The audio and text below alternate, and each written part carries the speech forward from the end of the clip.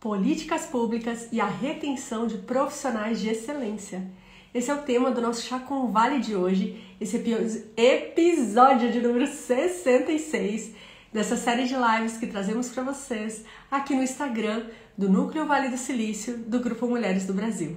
Eu sou a Cíntia Michels, lidero esse núcleo junto com a Mônica Marcolino e contamos com um time de voluntárias incríveis que se esforçam e se dedicam todos os dias para fazer parte dessa gigante transformação que é trabalhar aí por um Brasil melhor, por um mundo melhor.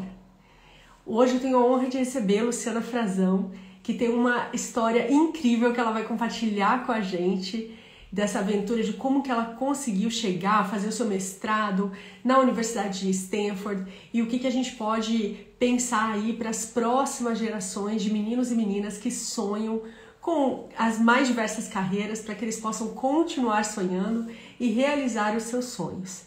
Eu quero já agradecer a Conexão Feliz, que foi feita pela Liliana Macis, que é uma das nossas cientistas maravilhosas do Núcleo Vale do Silício, e que falou, você tem que entrevistar a Luciana, ela é fantástica, vamos trazer ela para o chá. Então, Lili, obrigada pela dica. E eu vou fazer uma rápida apresentação aqui da Luciana, para vocês conhecerem um pouquinho do currículo dela, e aí a gente já chama ela para o nosso papo. Enquanto isso, ó, vai apertando ali no aviãozinho, chamando mais gente para curtir essa entrevista com a gente, que com certeza vai ser um domingo de muito aprendizado e muito inspirador.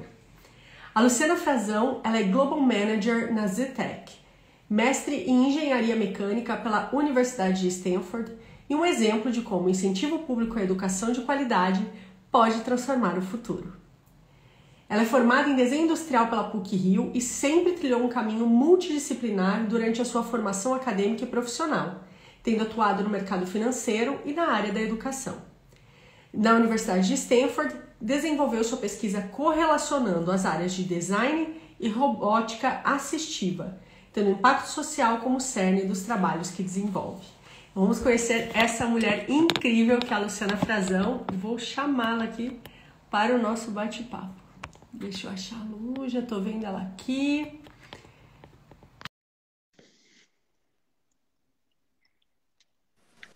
Já está conectando. Nossa, que rapidinho! Oi, Luciana, tudo bem? Tudo bom, Cíntia? Tudo jóia, seja muito bem-vinda. Bom dia para quem está no Vale, boa tarde para quem está no Brasil.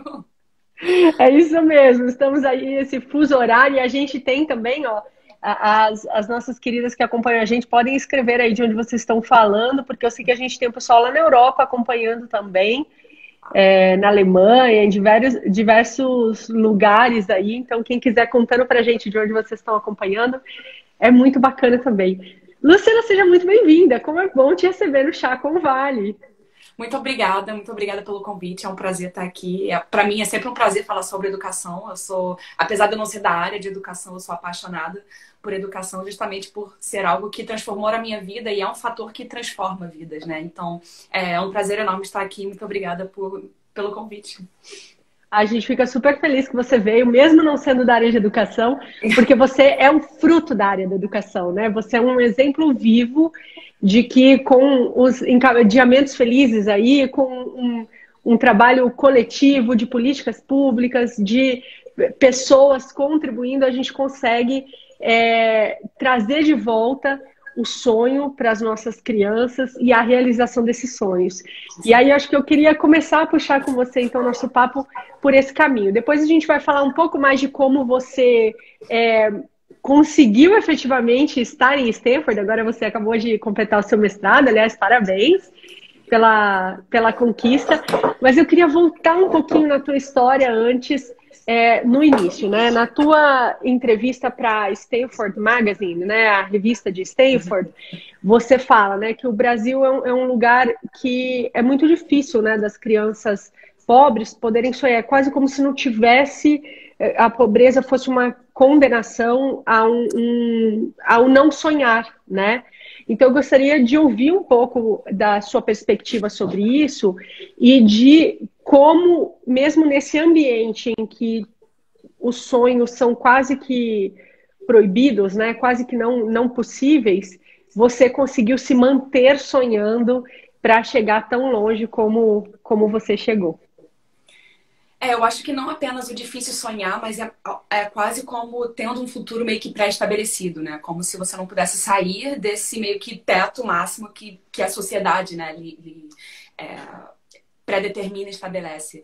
Então, difícil, é realmente muito difícil passar, né, por essa barreira.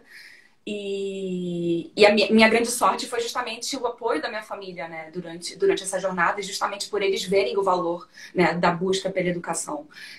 Eu vim de escola pública, né, eu estudei em escola pública a vida inteira, e eu sou filha de mãe solteira, minha mãe não tinha condição de pagar, né, escola particular para mim e para os meus irmãos, então era uma realidade muito difícil, né, de você estar num ambiente em que você não sente que o seu potencial está sendo explorado, e ao mesmo tempo você não vê saídas para isso. Né? E até curioso, porque recentemente, essa semana, eu estava conversando com uns amigos um pouco sobre aquela coisa teórica da jornada do herói, né? Que, enfim, nas histórias, né, o herói tem meio que um chamado, né? Sempre tem meio que um mentor que vem, aparece e meio que te dá uma dica, te dá um chamado que te ajuda, né, a meio que superar alguma barreira, né? Ou ir além. E quando eu olho para trás, eu vejo que esse meu herói, né, na época, foi a minha professora, né? Na oitava série, era uma professora de português. E ela virou pra mim e falou: Lu, você é muito boa pra estar aqui, né? Fale com seus pais, tente ir para um colégio federal, né? Enfim, se sua família não tem condição de pagar um colégio, né? Existem colégios públicos muito bons, né? De excelência, de muita qualidade, e que valeria a pena você, né, ver e tentar ir pra lá. E ela me falou isso, eu conversei com a minha mãe, falei: mãe, né? Falei sobre isso que a minha professora falou, e eu falei: eu quero tentar. Né? E aí, no ensino médio, eu fui para uma escola estadual, né? E na minha primeira semana lá, eu literalmente entrei em pânico, porque foi meio que estar naquele ambiente, vendo o professor tentando ensinar, mas sem a possibilidade de ensinar. E eu tava: ai meu Deus, eu não vou ter futuro se eu continuar aqui. E aí, eu conversei com a minha mãe, fiz um plano, né? Eu adoro fazer estratégias e planos. Então, quando eu fui conversar com ela, eu já tava meio que estruturando um plano. Eu falei: mãe, então, me tira do colégio. Eu estando lá ou não, sinceramente, né, não vejo futuro pra mim, então me tira do colégio, eu vou passar esse ano inteiro estudando enlouquecidamente para passar para algum colégio federal, para ir para um colégio público que eu vou poder, né, explorar melhor e aprender melhor, né, e ter uma perspectiva, né, de futuro. E um plano muito louco, obviamente, né? Os outros adultos da família falaram pra minha mãe: não, ela é doida, que isso, né? Menina com 15 anos, né? Você vai ouvir o que essa menina tá falando. E aí minha mãe falou: não, você vai fazer mesmo, né? É sério, então ok, vai. E ela acreditou no meu plano e, bom, meu plano deu certo. Então, quando eu olho pra trás, né, e vejo, caramba, me formar em Stanford agora, né? E pensar em todas as lutas, né, ao longo da vida, eu sempre meio que volto a esse ponto, porque eu acho que essa decisão e essa escolha em si, eu acho que foi o grande divisor de águas na minha vida, né? Então eu passei pelo segundo, mas acabei indo pro Cefet, né? Que é um colégio técnico, né? E que no ano que eu passei, na verdade, houve até uma ampliação de vagas, né, pelo governo federal. Né, eu acho que foi muito importante, porque através dessa ampliação de vagas e criação de novos cursos, foi onde eu entrei, que eu tinha entrado num curso completamente novo no Cefet. E eu vejo que a minha experiência lá, num colégio técnico, né, para ter um conhecimento técnico, mas não apenas isso, mas para ajudar a ter um pensamento crítico, né, um pensamento construtivo, né, que eu acho que foi o maior outcome que eu tive durante o meu tempo lá. E que realmente fez toda a diferença e que ajudou com que eu chegasse onde eu cheguei. Uau, eu já fiquei inspirada na sua primeira resposta, já fiquei emocionada aqui, até deu uma engasgadinha, porque é muito lindo ver, né? Você falou lá da sua professora da oitava série, que veio te dar esse retorno, né? Eu fico emocionada, porque eu acho que os educadores, né, os professores têm uma função, uma profissão, uma entrega, uma missão de vida tão maravilhosa, né? Para mim, uma das profissões mais nobres que existe é essa do educador, porque tem esse poder de ver justamente esse florescer, né, da essência de cada um de nós muito de perto. Então, ver como essa rede toda ali já foi se acionando para encontrar o seu potencial e as suas necessidades, né, te ajudar a ver isso, é muito lindo, tanto da professora quanto da tua mãe, que bancou, tua mãe também ali, olha. Não, ela, tipo, ela literalmente peitou todo mundo e falou, não, ela vai fazer isso mesmo, é doido, mas enfim, ela Mas levou vamos. fé, acreditou. E é muito bom Confiou. ver justamente esse estímulo no local como esse, né, em escola municipal, principalmente num país como o Brasil, né? O Brasil, bom, não sei agora, né, com relação aos impactos, né, e negativos, né, do Covid no Brasil, mas até, eu acho que alguns anos atrás, o Brasil era o 9º país, né, no ranking de desigualdade mundial. O Brasil era o país que ocupava a 9ª posição. Então, isso é muito grande, né? A gente vê um gap realmente enorme no Brasil com relação à questão de classe, né? E como que, por muitas vezes, as oportunidades para as classes mais baixas, né, são restringidas. Então, você ter, né, um educador, né, num ambiente como esse, que vê o potencial e que quer estimular, né, e quer levantar a pessoa, para mim, isso é a coisa mais nobre que existe, sinceramente. E eu acho que foi muita sorte, né, ter tido... Eu tive educadores na minha vida inteira que literalmente causaram um impacto absurdo na minha vida e ter tido essa professora em específico na 8ª série, eu acho que foi um dos grandes momentos de sorte na minha vida, com certeza. Com certeza, abriu, recalculou a rota, né? Abriu novos caminhos, assim, e que nos levaram até esse momento. Que coisa linda! E você, então, de certa forma, um fruto de políticas públicas de educação bem-sucedidas também, né? Porque você falou, você estudou em escola pública esse tempo todo, foi para a escola federal. Eu queria que você pudesse compartilhar um pouco para a gente essa tua experiências, né? Que tipos de políticas públicas te abriram portas para que você chegasse onde você chegou hoje, e o que você acha que a gente poderia implementar para além disso, né? Assim, tô com a carta livre na mão, vamos fazer umas políticas públicas aí para a gente melhorar esse país, Bora! para a gente melhorar a educação. O que você sugere, o que você traz de experiência e o que você sugere nessa área?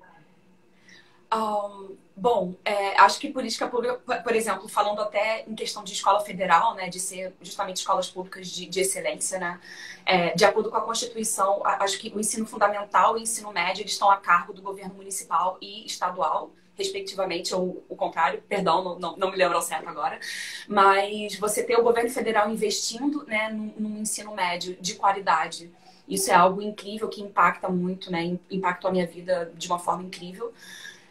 Ensino superior, por exemplo, eu fui bolsista na PUC, né, e eu fui bolsista através do programa do ProUni, do Universidade, né, do programa do ProUni, e que foi algo que possibilitou para mim ocupar aquele espaço, né? Seria impossível para mim estudar numa PUC, mesmo com bolsas parciais, se não fosse através desse programa do governo que fomentou e ajudou, né, com que eu estivesse lá e me permanecesse lá ao longo dos 4 anos.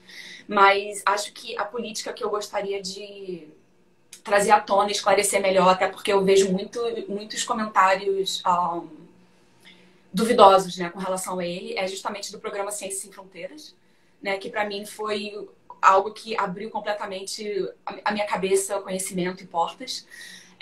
Quando eu comecei a aprender inglês, né, enfim, minha mãe não tinha condição de pagar cursinho e tal, então eu comecei a aprender por música.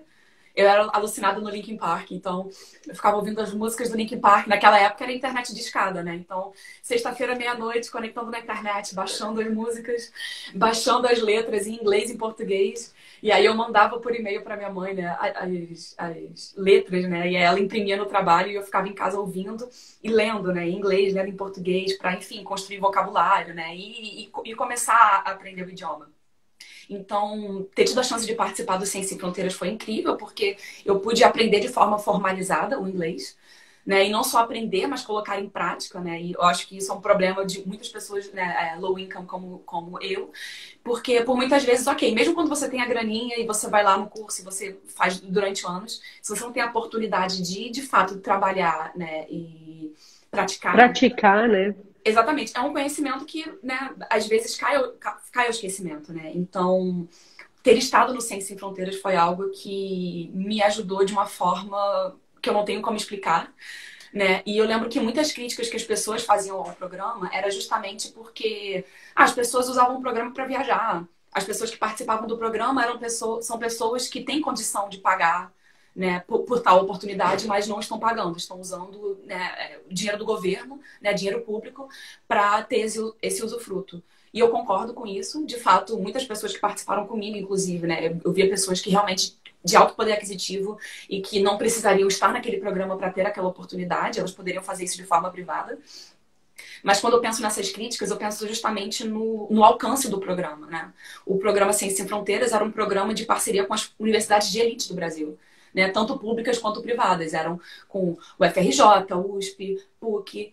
E é esse momento que a gente tem que parar para pensar, ok, quais são as pessoas que estão ocupando esses espaços? Né? Você não vê... A grande maioria das pessoas que estão em escolas, em universidades públicas, por exemplo, são pessoas de elite, né? Pessoas que têm condição financeira, né? Pessoas que estão nas universidades particulares de elite são pessoas de alto poder aquisitivo. Então, não é parar para invalidar o programa e falar que ele não era bom, mas é mais para pensar o quê? Qual acabou sendo o alvo do programa, né? E quais as pessoas que estavam... Era um programa que estava trazendo benefícios para pessoas que já estavam no espaço de privilégio e benefício. Então, muito... Me divide muito quando eu ouço críticas a programa como esse, né? Porque, de fato, né, o maior alcance não foi para pessoas que precisavam, né, dessa oportunidade, mas é mais repensar, né, na forma com que o programa foi aplicado e nas parcerias que foram feitas, né? Por que não ter tido parcerias com universidades onde a maioria das pessoas ocupando aquele espaço eram pessoas de baixa renda? Então, eu me sinto muito dividida porque eu acredito, né, e concordo muito com algumas das críticas, mas não parar para pensar que o programa era inválido ou era um programa ruim. Não, era mais a forma com que ele foi aplicado que realmente foi de uma forma que acabou atingindo mais pessoas que teriam condições, né, e pessoas de alta renda. Me chama... Ai, desculpa, gente, eu tô saindo de um resfriado aqui, então de vez em quando eu rolo mas estamos aqui. Você me chama a atenção duas coisas muito importantes que eu trouxe, né, com Ciência Sem Fronteiras. Uma, eu já tive a oportunidade, tanto aqui quanto na vida, né, de conversar com muitas cientistas extraordinárias que estão fazendo esse trabalho de pesquisa, contribuindo para a ciência em diversos lugares do mundo e que tiveram oportunidade de ir por conta do Ciência Sem Fronteiras. Então tem sempre esse olhar, né, da gente ver assim, o quanto alguns casos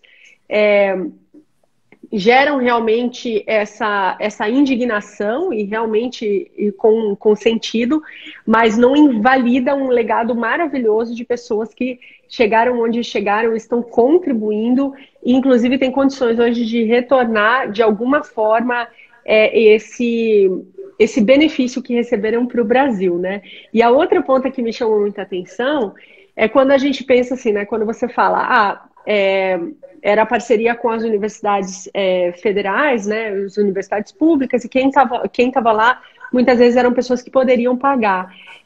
E aí mostra uma coisa mais causal, um passo antes, né? Que a gente falou de educação, que está lá atrás, né? A educação básica do Brasil, que daí na hora que chega na universidade pública, esse caminho acontece de uma forma em que não existe pelo menos uma boa representatividade entre as os diferentes indivíduos aí dessa sociedade, né? Ou pelo menos esse privilégio daqueles que tinham menos condições de pagar e agora terem efetivamente se beneficiarem de programas como esse. Então eu acho muito importante destacar esse ponto que você trouxe de que quando a gente encontra na política pública algum tipo de distorção, é legal a gente olhar camadas mais profundas e camadas anteriores, porque ali é um resultado de uma distorção que acontece desde lá de trás, né? E não anular uma coisa que pode ser benéfica, porque ela está mostrando uma verdade que a gente talvez não esteja, né? Que talvez muita gente não esteja disposta a olhar e modificar. E pensando nisso, você, que é uma mulher muito bem sucedida aí na área de tecnologia, e tá brilhando nisso. Eu gostaria de saber o que você pode falar para os nossos jovens, meninas e meninos, que de repente têm vontade de ir para a área da tecnologia, mas acham que aquilo não tem a ver com eles, ou que aquilo é coisa de rico, ou que aquilo é um outro mundo. Poxa, até seria legal, mas não sei por onde começar. O que você poderia dizer para inspirar essa nova geração aí de cientistas, pesquisadores e empreendedores do nosso Brasil? Uau! Uau! Me inspirei em você já a tua história já é inspiradora, mas é legal a gente pensar porque você passou por esse estágio de superação e de efetivamente conseguir ter um trabalho muito bem reconhecido, que a gente já vai falar sobre isso nessa área. Sim. Bom, de fato, né, o que você falou, né, durante a sua pergunta, né, tecnologia, né, é algo que é inalcançável para pessoas, né, de baixa renda, e de certa forma eu diria que sim, né, até porque para você começar no caminho da tecnologia, por muitas vezes você precisa ter recursos tanto financeiros quanto materiais, né, de ter alguns componentes e ter coisas para poder fazer possível, né, o conhecimento acontecer. Para mim, por exemplo, esse divisor de águas veio durante a faculdade, né? Eu lá, minha curiosidade, querendo ir em todos os lugares e aprender tudo, eu me envolvi com a equipe de robótica lá da PUC. E foi mais um momento em que eu tive outro professor incrível que, enfim, acho que se não fosse por ele também não estaria aqui, porque eu era uma pessoa começando naquilo, né? E eu olhava ao redor, por meus colegas super inteligentes e com muito conhecimento naquilo, e eu ficava, ai, gente, me sentindo um peixe fora d'água, né? E com muita vontade de desistir, na verdade, o início é muito frustrante. Mas eu acho que no início foi meio que eu ter a humildade de falar, ok, galera, eu não sei. Vocês podem me ensinar, vocês podem me ajudar, né? Eu acho que o primeiro passo é pedir ajuda, né? Acho que a gente não pode sentir vergonha das nossas limitações, né? De certa forma eu sentia, né? Vergonha de pedir ajuda, vergonha de caramba, eles sabem mais, eu não sei, e de olhar ao redor, né? E de certa forma você tentar se equiparar aos outros, mas não dá, né? Então, eu acho que o primeiro passo é isso, né? Você parar, refletir e falar, ui, eu sei isso, eu preciso disso para conseguir alcançar aquilo. Então, foi o parar e pedir ajuda, né? Então, eu tive muita sorte de ter colegas incríveis e que foram muito pacientes e que estenderam a mão para mim, literalmente, né? Assim como o Marco Mediolar, ele foi um grande mentor, foi uma pessoa que eu olhei e falei, caramba, que cara incrível, né? E com a paciência, e que era uma pessoa que estava lá realmente de forma construtiva e cujo objetivo era de te agregar valor e te trazer conhecimento. Então, eu acho que o primeiro passo é esse, é você encontrar um espaço em que você se sinta acolhido, né? Que você veja que as pessoas ao redor estão lá dispostas a estender a mão e te ajudar. E de pedir ajuda e falar, então, galera, não sei, não tô entendendo qual é o primeiro passo que eu tenho que dar, né? Às vezes a gente quer começar em algo e não sabe nem como começar. Então, às vezes você vê uma pessoa que já tá lá e de chegar para essa pessoa e pedir ajuda, né? E falar, caramba, como que eu posso alcançar isso? E eu acho que é o melhor caminho sempre, né? Foi até legal depois que eu vim para Stanford, né? De vez em quando eu recebia inboxes, né? No LinkedIn, ou até mesmo aqui no Instagram, né, de pessoas que queriam aplicar para Stanford, né, e falando, caramba, pô, você tá em Stanford e tal, como é que eu posso aplicar, como é que eu posso ir para aí? E eu falar, caramba, que máximo, sabe? Muito antes de Stanford, né, quando eu comecei a vir para a área tecnológica, foi algo que eu fiz, então é muito bom ver as pessoas, né, também meio que reaching out e ser possível de também, né, compartilhar um pouco dos meus aprendizados durante essas experiências e poder estender a mão também e oferecer essa ajuda. Então, galera, se vocês querem percorrer por um caminho e estão completamente perdidos, não sabem nem por onde começar, procurem alguém que já esteja nele e que você acha que estejam dispostas a, enfim, a dar conselhos e a compartilhar um pouco conhecimento. E eu tenho certeza que qualquer pessoa estaria disposta a tal, né? Porque eu encontrei diversas pessoas que estavam dispostas a fazer o mesmo. Então, é isso. Grita por socorro, com certeza alguém vai vir. Nossa, é perfeito, né? Isso que você trouxe, porque tem muito a ver com essa cultura de mentoria que a gente vê acontecendo no Vale do Silício, né? Muita gente, quando você pede ajuda, você encontra essa rede. E é uma coisa legal da gente pensar que não é só de repente, para quem está ouvindo, né, não é só lá para o adolescente que está na escola, que está pensando nisso, que está na universidade. É uma coisa que a gente faz constantemente na vida, né? Eu estou passando exatamente por esse momento, assim, eu estou olhando para uma possibilidade que eu falei, gente, isso aqui é outro mundo, eu preciso, neste mundo eu vou começar do zero. Então, quem que eu posso falar? Gente, ó, quero fazer, mas não sei como fazer, quem pode ajudar, o que que eu preciso estudar, com quem que eu preciso conversar. Então, isso, essa aprendizagem constante é para a vida, né? Essa abertura constante é para a vida. Nossa, sensacional que você trouxe esse ponto. E eu tô chegando pertinho que eu quero ler aqui a mensagem da Lili, que é a pessoa sem óculos, né? Tem que chegar perto para ler. Ela tá falando, a Lili, que te achou na revista de Stanford, falou: A Lili te achou. Maravilhoso. Ela falou, ela estava falando da universidade, né? Que ela também ouviu muita. Beijo para Lili, que ela ouviu muito a crítica do Férias Sem Fronteiras também, que foi realmente um desafio, mas que ela também conheceu pessoas que com esse programa conseguiram depois ir para a universidade de excelência e também para o mestrado, né? Então, selando aí o que a gente conversou, que realmente criar as oportunidades, né? Elas também geram um movimento. Tem uma combinação entre você buscar a oportunidade, você abrir as suas próprias portas, e você é uma mulher que abre demais suas próprias portas, né? A gente vai aos poucos. Sensacional, a gente vai aos poucos chegando, pegando um pouco dessa tua história, mas é muito bacana, e uma porta que você abriu, que hoje você tá atuando, deixa eu pegar a minha colinha aqui, é como Global Research Manager na Zetec. Conta um pouquinho pra gente o que isso quer dizer, até para quem está procurando carreiras nessa área. Então, o que significa que eu posso ser um Global Research Manager? E o que é a Zetec? Qual que é o trabalho que vocês desenvolvem? Conta pra gente, por favor.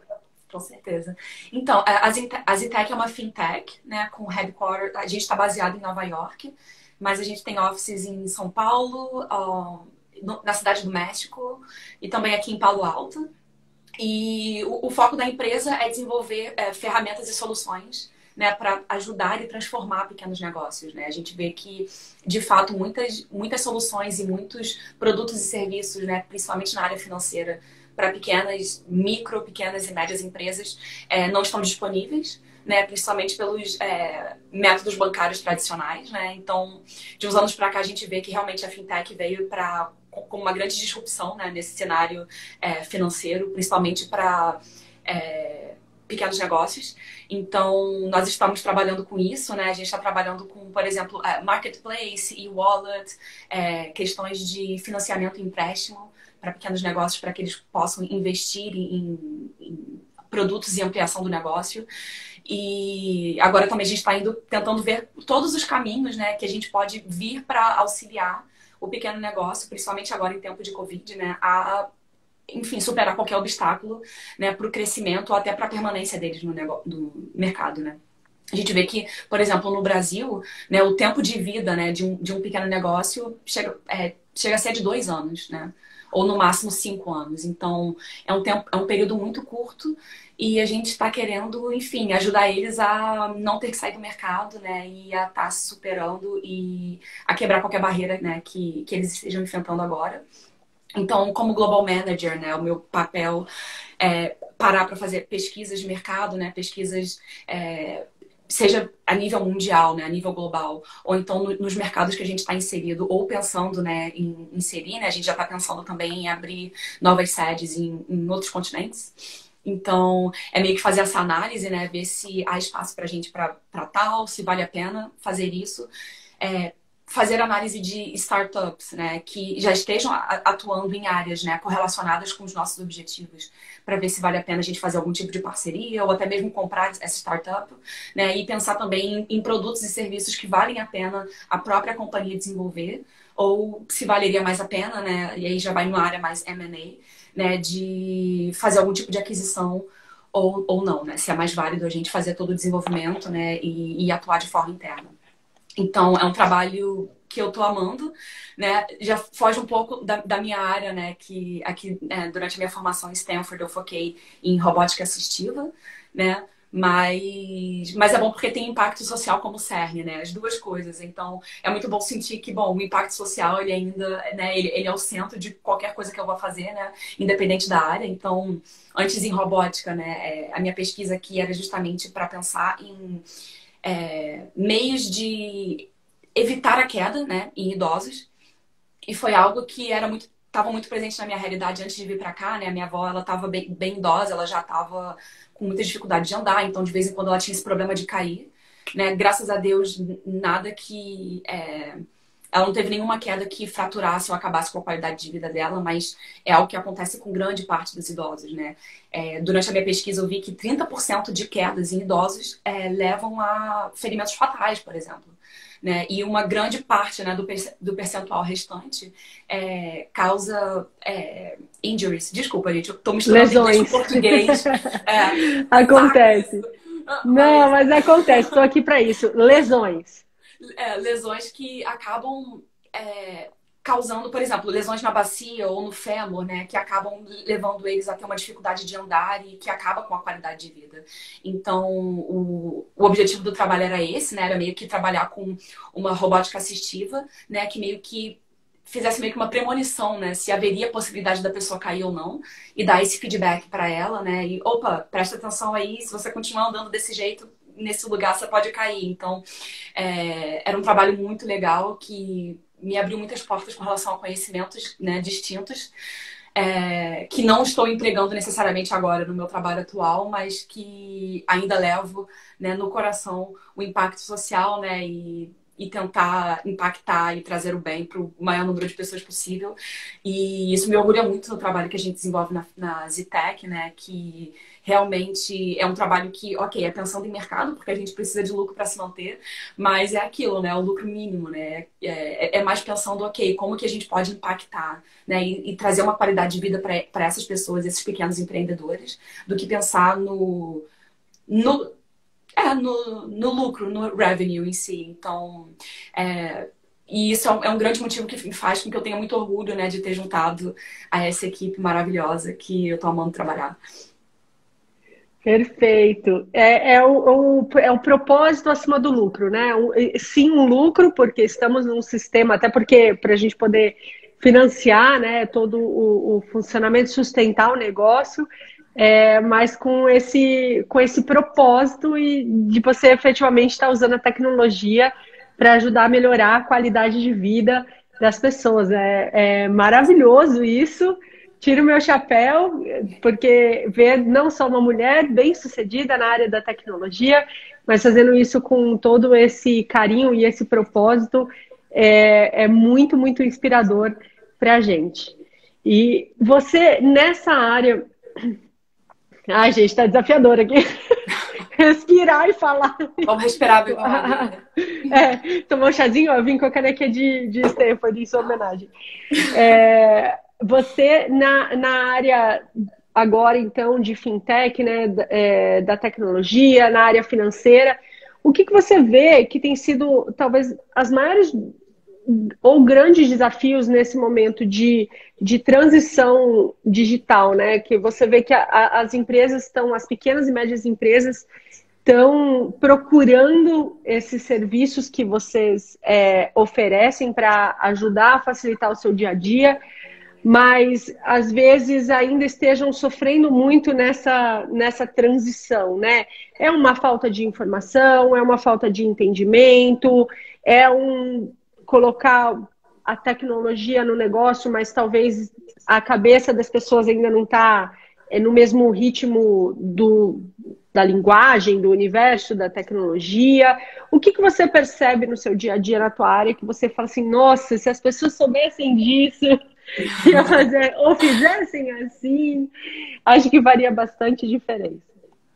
Bom, na verdade é um pouco de tudo que você acabou de falar, né, que eu vejo, pelo menos, mas também eu acho que depende muito também do país que a gente analisa, né, então uma das grandes vantagens, né, justamente do trabalho que eu estou fazendo, por exemplo, é ter o contato constante com pesquisa, né, que é algo que eu amo e sou apaixonada, então poder trazer um pouco dessa da metodologia científica, né, de pesquisa e análise para esse meio também é incrível. Então, no geral, olhando tanto, bom, eu tenho analisado mais México e Brasil, né, então vou falar um pouco mais direcionado a esses países. Mas, no geral, né, em ambos os países, a gente vê um pouco uma falta de conhecimento e capacitação, no sentido de, por muitas vezes, o pequeno empreendedor ele começa um negócio por ter um conhecimento parcial na área. Né? Então, por exemplo, uma pessoa que começa algum tipo de negócio relacionado à vestuária, né? Eles têm algum tipo de conhecimento já nessa área, mas beleza, ele tem conhecimento na área vestuária, mas não tem conhecimento de management e de formas de lidar com o negócio e de bookkeeping e de fazer a contabilidade do negócio. Contabilidade, a gestão, contabilidade, né? Eu Exatamente. entendo sei lá, eu tô na área da moda, eu entendo de estilo, mas eu não entendo de administração Entendo de de falar um com o negócio. fornecedor, entendo de, beleza, ter matéria-prima e de transformar essa matéria-prima em algo incrível, né? Mas o negócio em si, né, ele é muito mais complicado. Então, a gente vê muitas pessoas, principalmente pequenos empresários, que, na verdade, eles entram no empreendedorismo por motivos de necessidade, né? Uma boa parte deles, né? Se não por necessidade, por querer ser o dono do próprio negócio, mas ainda assim acabam entrando sem ter uma capacitação prévia, né, no que eles não sabem. Então isso é Uma algo muito complexo. capacitação técnica mesmo, né? Às vezes a pessoa tem um timing, tem uma inspiração, tem uma habilidade ali, mas não a técnica para a base do negócio, é isso? Isso. Por exemplo, é muito difícil você ver um pequeno negócio que tem um plano de negócios, né? Que fez um business model plan antes de abrir um negócio, né? E ter todas essas informações à mão. Você não vê um pequeno negócio que faz isso, por exemplo. Então, essa questão, né, da educação e do conhecimento prévio é um problema para esses pequenos negócios. Também questão de taxação e legislação, né? Tanto na América Latina como um todo é algo muito complicado e que dificulta por muitas vezes não a entrada, mas a permanência dos pequenos negócios no mercado.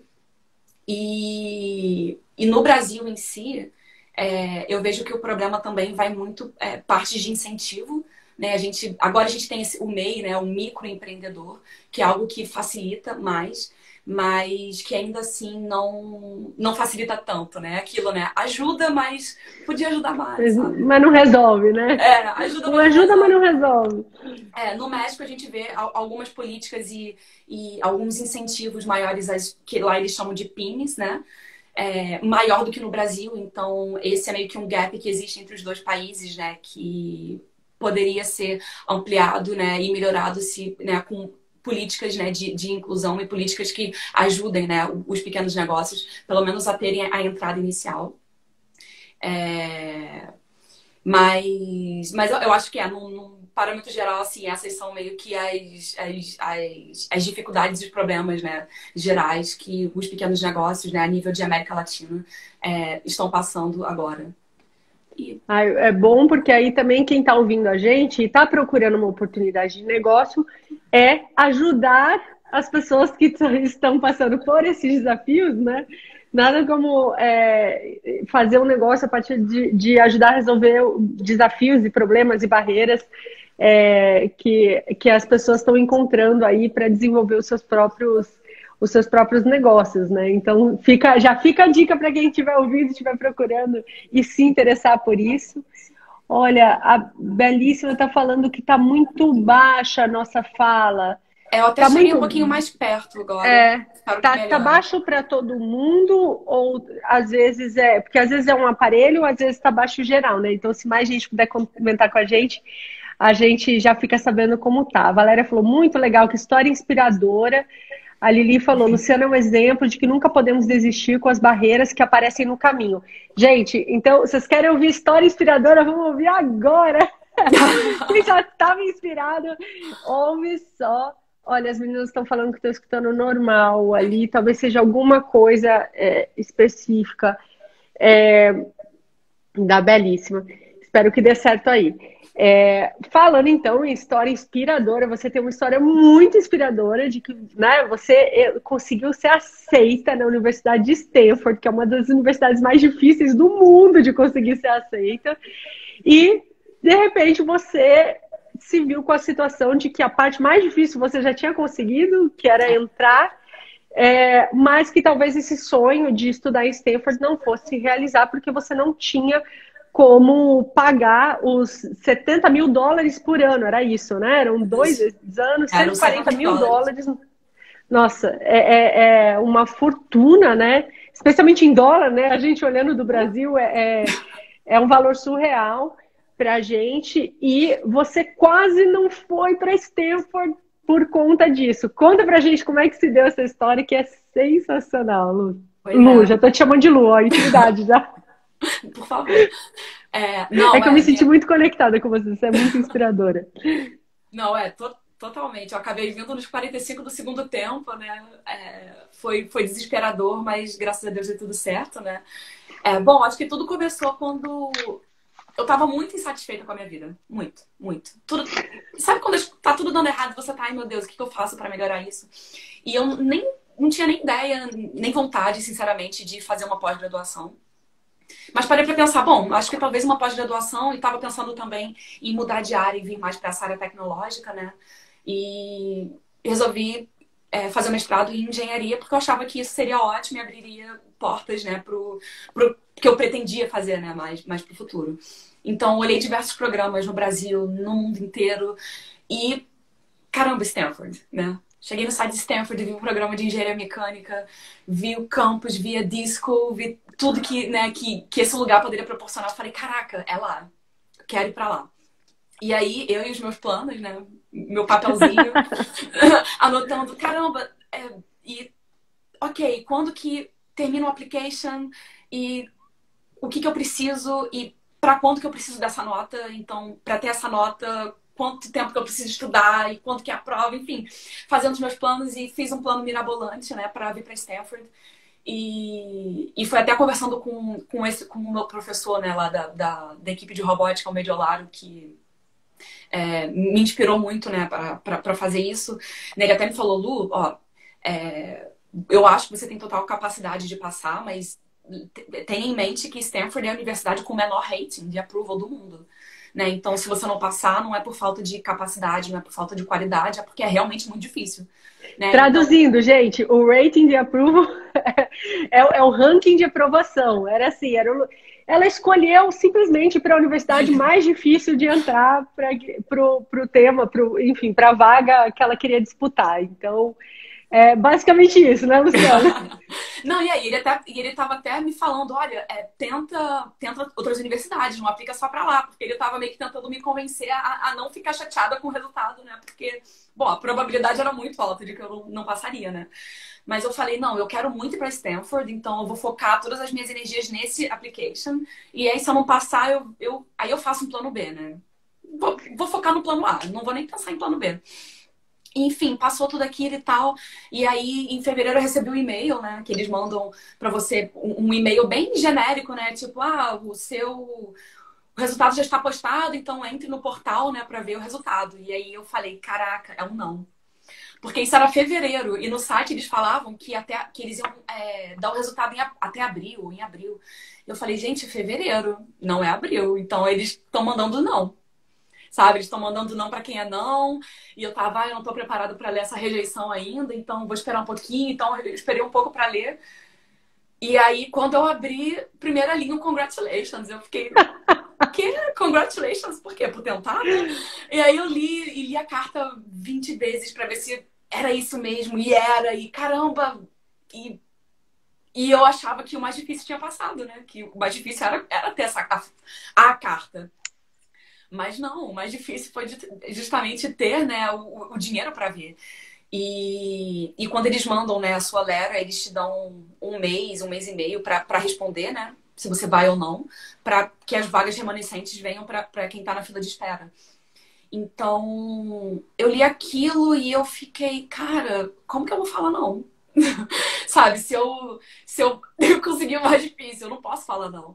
E só para responder você, Elisa, eu apliquei do Brasil, sim. Eu fiz todo o processo, tudo é online, é feito por aí mesmo. Até as provas, né? As provas têm alguns centros de aplicação em diversas cidades do Brasil, né? Para fazer a pós, você precisa do GRE ou do GMAT e também precisa do TOEFL.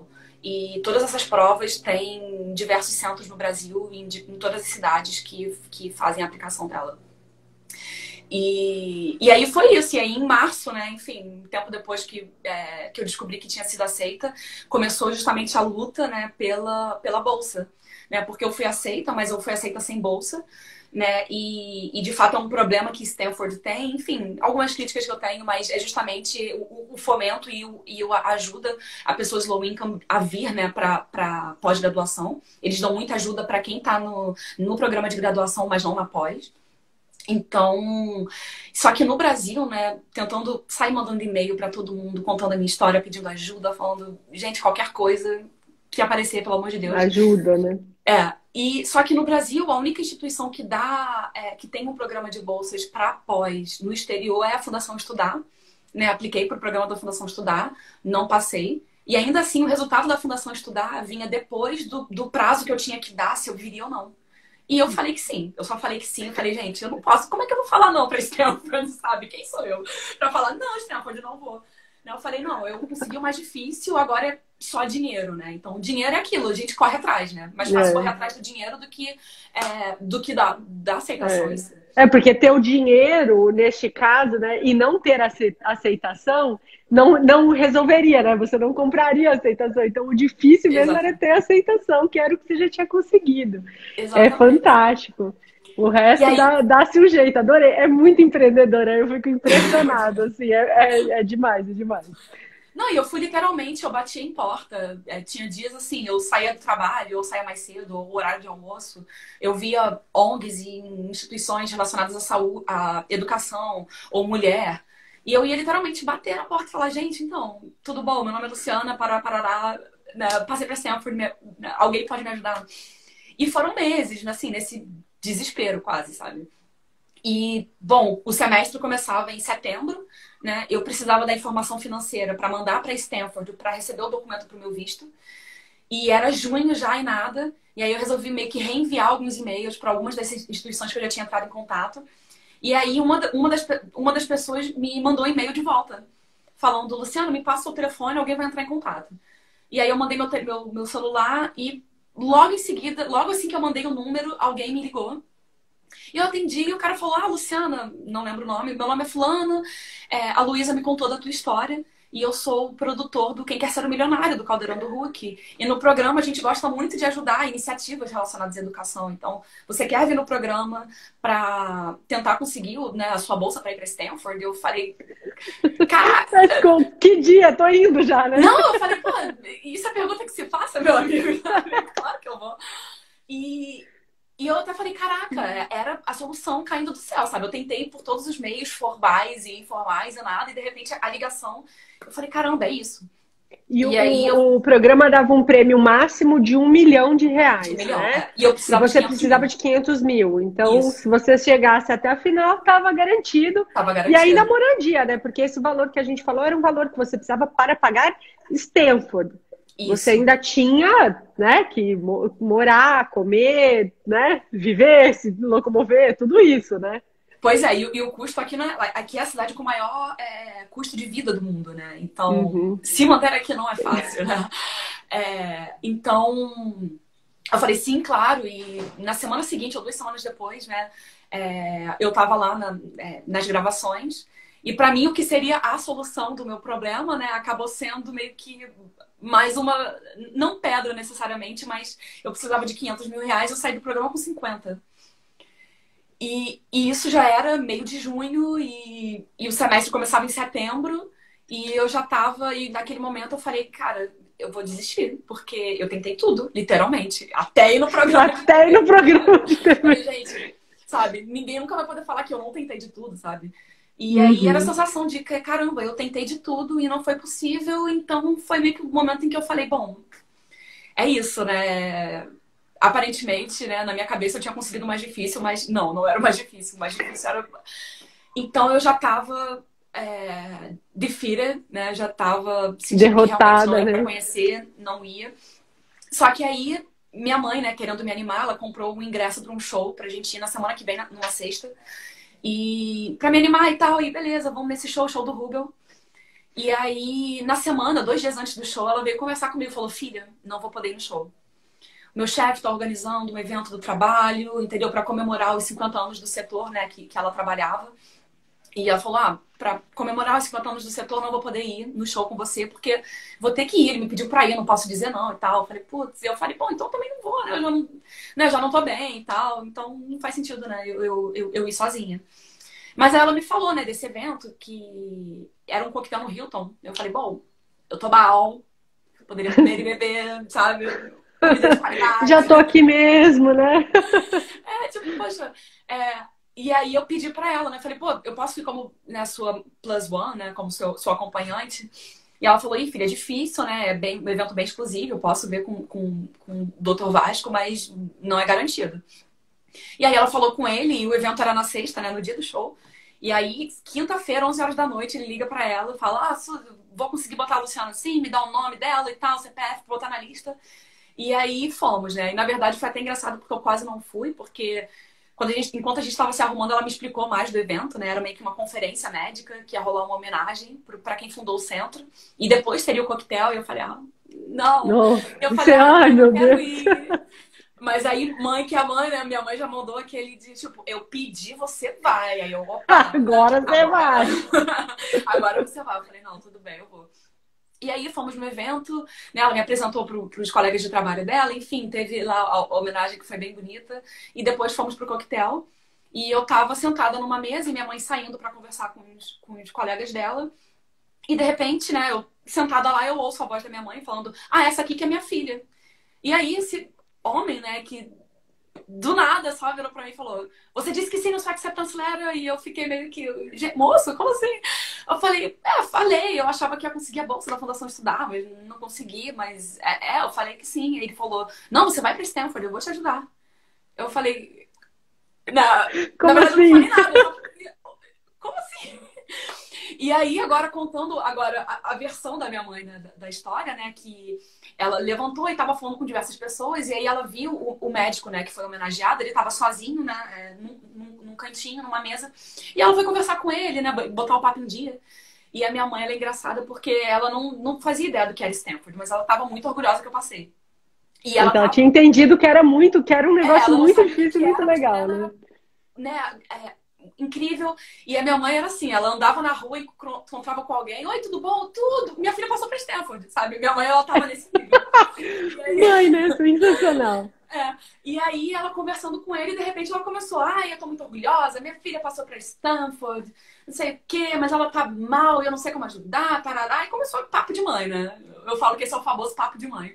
É. E ela conversando, né, com o senhor, e aí de repente esse homem que tava passando, ele tava passando por eles e ouviu minha mãe falando de Stanford, então ele parou pra ouvir. Né? Ele falou: você tá falando de Stanford? Minha mãe: E aí começou a contar a história da minha vida, né, e tudo que eu tentei, e tarará, tarará. E aí ele perguntou pra ela: não, ela vai pra Stanford, ela tem que ir. E ele ficou muito impressionado justamente por eu ter conseguido passar pra Stanford saindo de escolas públicas, né? Uhum. Então, Não, foi extraordinário o mérito seu, né? Nossa. De e todo aí, mundo que te apoiou também, mas, nossa, não, com certeza. faz muita. Já mostra ali a tua garra para o que quer que você vai fazer bem feito. O recado é esse, né? Tá dado já. E ele ficou muito impressionado com isso. Falou assim: não, ela vai pra Stanford. E ele falou: bom, mas ela falou que sim na acceptance letter dela, porque se ela falou que não, né, nada pode ser feito. Mas se ela falou que sim, ela vai. E a minha mãe falou: não, moço, que isso, é muito caro. Zero condições, sabe, da gente de conseguir fazer ela ir.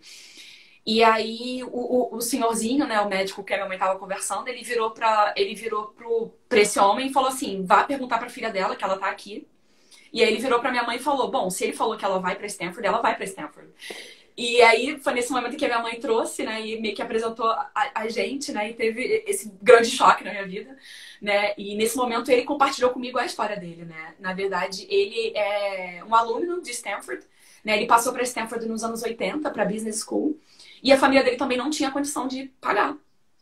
E aí, naquela época, por intermédio de amigos, ele conseguiu uma reunião com o Jorge Paulo Lemann. E o Jorge Paulo Lemann ajudou ele a vir para Stanford, né? E o Jorge Lemann pediu 3 coisas em troca, né, dele, né, dessa oportunidade. E uma das coisas era que ele ajudasse alguém da mesma forma com que ele estava sendo ajudado. E, na verdade, essa foi a única coisa que ele pediu para mim, né? Que eu ajudasse alguém quando eu tivesse a oportunidade, da mesma forma que eu estava sendo ajudada. Então... E foi uma coisa muito doida do destino, né? Porque ele não mora no Brasil, ele mora aqui nos Estados Unidos, né? Mas ele estava no Brasil naquele final de semana para ir para aquele evento, porque era o pai dele, né? Que estava recebendo essa honra. Então foi literalmente estar no lugar certo, na hora certa, né? E muito feliz que a minha mãe, né, ficou, você vai sim, né? Então quase que eu não. Então... Foi uma forma muito incrível de como tudo isso aconteceu. E, na verdade, eu fico muito feliz em compartilhar. Não sei se eu tinha... Ah, não, acho que eles botaram na matéria também, né? Que eu tive a oportunidade já de dar esse give back, né? E de ajudar alguém. De uma forma muito aleatória, alguém entrou em contato comigo falando de uma menina, né, de família de baixa renda que passou para Princeton, né, para o mestrado, para o bacharel, né, em engenharia mecânica. E que, na verdade, ela passou ano passado, mas ela tirou meio o primeiro ano com leave of absence, né? Que é meio que quando você tranca, né, a faculdade, porque ela não tinha como pagar, né? E Princeton deu para ela uma grande bolsa, 85%, mas ainda assim, os 15% a família dela não tinha como pagar. E ela passou o ano inteiro trabalhando e buscando coisas e não achou nada. E aí essa pessoa me mandou esse e-mail pedindo ajuda, me falando do perfil dela. Eu falei, caramba, né, esse é o momento. Não tenho vários $1000 na minha conta para ajudar, mas, bom, eu estou em Stanford, eu tenho os contatos, eu tenho a lábia, então vamos fazer acontecer para ela vir. Então, eu entrei em contato com ela e eu e os meus planos, fiz o plano, né, de fazer uma vaquinha.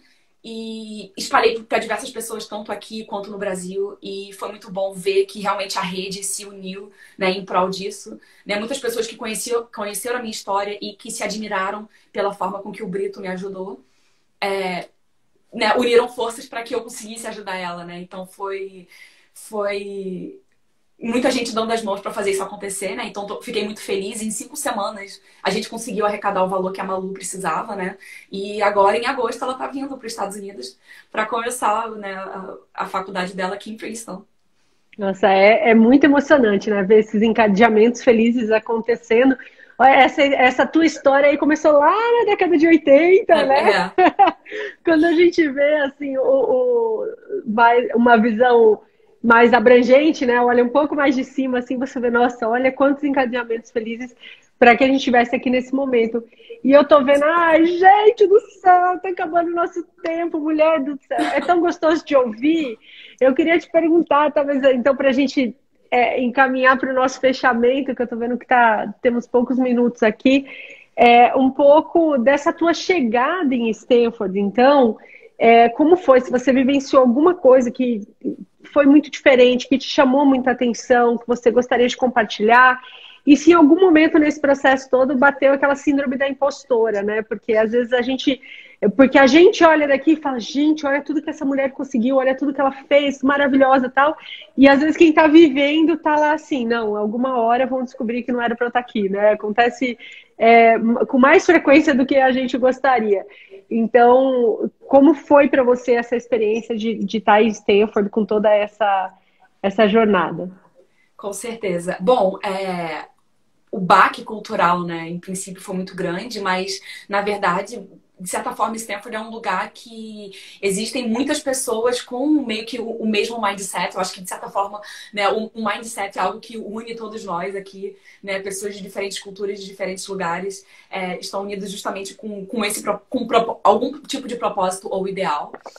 E muito legal você falar da síndrome do impostor, porque isso foi algo que eu senti desde o dia 1 aqui, sabe? É muito bom estar num lugar como esse, né? Com pessoas que vieram de lugares de excelência, né? Meus colegas vieram MIT, vieram Harvard, Yale, sabe? Então você olhar ao redor e você meio que vê pessoas, caramba, todo mundo aqui é incrível, menos eu, sabe? Então, era algo que no início era muito difícil, porque você se sente inferior a todos. E é aquilo, não importa como alguém fale, caramba, que incrível, que história incrível. Você chegou aí, sabe? Você chegou aí por mérito, tanto mérito quanto, né, deles. Mas é muito difícil você ver através dessa lente e dessa perspectiva. E, na verdade, é muito interessante ver que a síndrome do impostor é algo que une todos nós, de certa forma. Porque quando eu converso com essas pessoas que eu acho incrível, né? Que vieram do MIT e que fizeram coisas incríveis, né? Tem um menino aqui, por exemplo, que é Forbes Under 30, né? Então, às vezes, eu ficava perto dele, eu ficava, ai, meu Deus! Né? Medo de falar qualquer coisa e a pessoa fala, ai, meu Deus, você é um idiota, você é uma impostora, sabe? Mas é muito interessante ver que até mesmo pessoas como essas, né? Que eu olhava, eu falava, caramba, que pessoas incríveis. Eles também sentem isso. Então, infelizmente, a síndrome do impostor, ela tá aqui para todo mundo, né? Senti, vivi muito e ainda vivo, né? Eu acho que não tem como, né? Algo que, de certa forma, acompanha a gente, mas é aqueles momentos em que a gente precisa respirar fundo e parar para pensar na nossa trajetória e o quanto que, né, com certeza hoje você está num lugar muito melhor, né? Você já está num lugar muito mais evoluído do que você estava 5 anos atrás. Então, é parar para pensar que, caramba, não, eu estou num processo de evolução, estou aprendendo e é continuar mantendo esse ritmo para que eu não seja de fato uma impostora. Então, a síndrome do impostor é um fato e que acontece muito, mas que por muitas vezes você vê uma pessoa que você acha incrível, mas essa pessoa também passa por isso. Então, acho que nesses momentos a única coisa que a gente tem que fazer é respirar fundo, contar até 10 e pensar, não, vou continuar. Vamos continuar, né? Porque é realmente um desafio, né? Eu lembro, quando morava no Vale, eu brincava isso, né? Eu falava, gente, quem sou eu na fila do pão do Vale do Silício, né? Porque cada pessoa que você conversa é um universo. Assim. É um universo, Mas é isso que você falou. Eu já perguntei isso aqui no Chá com o Vale para diversas pessoas de diferentes áreas de atuação, pessoas incríveis, super bem sucedidas, né? Naquilo que se propõe a fazer, e a gente vê que realmente é um desafio, né? Olha que legal, a gente tá recebendo vários comentários aqui, e tô vendo, ai meu Deus, nosso tempo, mulher! É bom demais conversar com você e ouvir todas as histórias, os seus insights. E mandar um beijo pra Andressa, que acabei de ver a mensagem dela. E a gente se conheceu no Caldeirão do Hulk, ela também tem uma história maravilhosa, né? E a gente se conheceu nos bastidores, né, da gravação do Quem Quer Ser um Milionário. Ai, que legal! Bem-vinda, Andressa. Olha que legal, adorei. Andressa Cruz com Z, que é para ter certeza. Adorei. Então, minha querida Luciana, eu vou pedir para você fechar com o que você quiser deixar, de mensagem final, um sonho que você tem que você gostaria de compartilhar e chamar mais pessoas para sonhar junto. O microfone é seu. Bom, acho que de mensagem final eu queria deixar um pouco sobre essa minha história, né? Que de fato foi uma história, né? Como você colocou muito bem, Cíntia. Começou nos anos 80, né? Algo que aconteceu há 30 anos atrás impactou diretamente a minha vida, sabe? E é incrível e muito doido pensar nisso, né? Por exemplo, o meu mentor, né? Ele se formou no ano que eu nasci. Então, algo que aconteceu antes de eu nascer, né, impactou diretamente e mudou minha vida para sempre, né? Isso foi um momento, aquele encontro, né? E a oportunidade de estar aqui foi algo que mudou a minha vida para sempre, não só a minha, mas a vida da minha família e a vida de pessoas que eu possa futuramente impactar. A vida da Malu, por exemplo, né? Então, o que eu gostaria de deixar para todo mundo era que quando vocês tiverem a oportunidade de estender a mão para alguém, né? E por muitas vezes a ajuda ela não é financeira. A maioria das ajudas que eu recebi ao longo de toda a minha vida que fizeram possível com que eu passasse para Stanford, por exemplo, não foram financeiras. Por muitas vezes foram um conselho, por muitas vezes foram paciência, por muitas vezes foi sentir que eu não estava sozinha.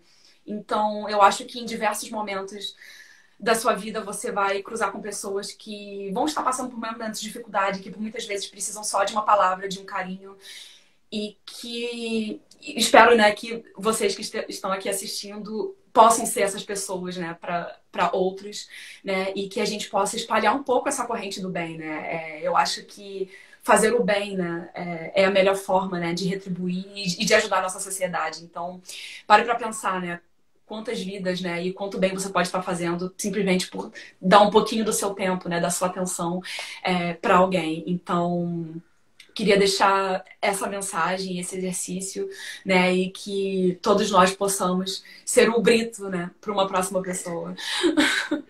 Nossa, eu fiquei até emocionada te ouvindo, porque isso me fez lembrar da oração de São Francisco de Assis, né? Que ele diz que eu Ai, procure mais compreender do que ser compreendido, nossa, dar do que receber. Tá aí? Você tem... Tá vendo? Ó, tá tudo conectado, olha só. Me fez lembrar disso na hora, né? Que a gente procure mais amar do que ser amado, especialmente nesse momento que a gente está passando, que realmente a gente vê como a gente está precisando de aconchego, de acolhimento, todo mundo, né? Em todos os níveis, em todas as situações, em todos, por mais que esteja fazendo coisas super legais, que esteja dando super certo, todo ser humano, né? Todos os animais, as plantas, a vida como um todo precisa desse aconchego, né? Ó, emocionante, parabéns e muito sucesso. Ainda mais olhando para trás, coraçõezinhos. Vendo de uma pessoa de família humilde, né, de origem humilde como eu. E como, por exemplo, no início, para mim, as maiores barreiras eram as que as pessoas impuseram sobre mim, né? De eu ter sonhos e de eu querer ir além e das pessoas falarem, ah, não, mas não, isso é coisa de gente rica. E não, isso é difícil, você não vai conseguir. Então, é muito triste olhar para trás e ver quantas barreiras, né? A vida já tinha me apresentado diversas barreiras, né? E quantas barreiras extras foram colocadas, né? Por conta desse tipo de negativa vindo das pessoas, né? Então, acho que apenas chegando com uma palavra de conforto e dando apoio, dando suporte, isso é tudo que uma pessoa precisa, por muitas vezes. Essa é a marreta que a gente precisa para quebrar, entendeu? Para quebrar as barreiras, né? Exatamente. Maravilhoso, nossa, que inspiradora. Todo mundo mandando aqui, ó, muita luz para vocês, inspirador demais, muitos coraçõezinhos. Eu só tenho a agradecer você, Luciana, por ter sido tão generosa na sua partilha e tão inspiradora. Que coisa boa a gente poder, nesse domingão, assim, tomar essa dose de energia boa, de alegria, de falar, bora lá para mais uma segunda-feira de derrubar as barreiras, abrir caminhos e contribuir para que outras pessoas também possam, né? A Lili, que fez essa conexão feliz, trouxe você aqui. Muito obrigada, Lili. E todo mundo que acompanhou a gente também. Estaremos aqui no próximo domingo. Espero que sem resfriado. Já sem resfriado, já faz umas 3 lives que eu faço que eu tô meio anasalada, mas de coração, muito, muito obrigada, Luciana. Foi incrível. Muito obrigada por me receber, muito obrigada pelo convite. Mais uma vez, Lili, muito obrigada por essa ponte incrível e foi um prazer. Coisa boa demais. Um beijo enorme e uma ótima semana para você e para todo mundo que está acompanhando, está assistindo depois. Tudo de bom, gente. Um beijo.